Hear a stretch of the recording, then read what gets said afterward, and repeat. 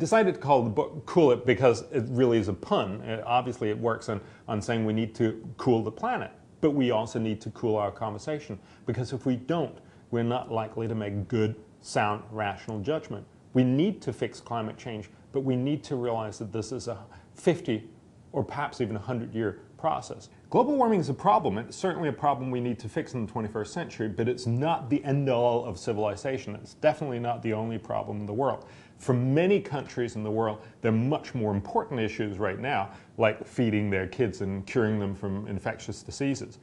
It's a problem that we need to fix because it doesn't work if it keeps running.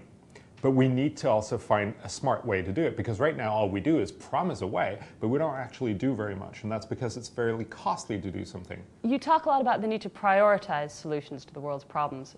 Why is that? In principle, I think we should solve all problems in the world. We should stop all civil wars. We should stop global warming, preferably tomorrow. We should stop people suffering from malnutrition or from infectious diseases and all these kinds of things.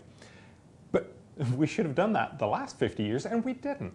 And so I think we need to have a conversation of saying, to the extent that we don't actually solve all problems, shouldn't we think about where we can do the most good first? Because clearly, if we don't do it all, don't we want to make sure that we spend the money to do the most good, to leave the most better world that we possibly can?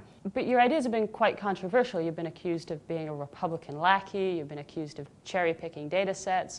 Why do you suppose that might be? I very often get accused for saying I'm cherry-picking the very low end, the most optimistic numbers. No such thing. I'm simply saying, what is the median range of the ranges that we get from the UN Climate Panel? The UN Climate Panel, for instance, on sea level says it's somewhere between 1/2 and 2 feet of sea level rise. The most likely one is about 1 foot. But I'm not saying that the people who are saying 0 foot, or maybe it's even going to decline, are right. And likewise, the people who say it might be 3 feet or even more are right either. That's why we have the UN Climate Panel. The thousands of scientists get together and say, yeah, there's always going to be a wide range of arguments out there, but these are the most likely ones. But what if the dire predictions turn out to be right?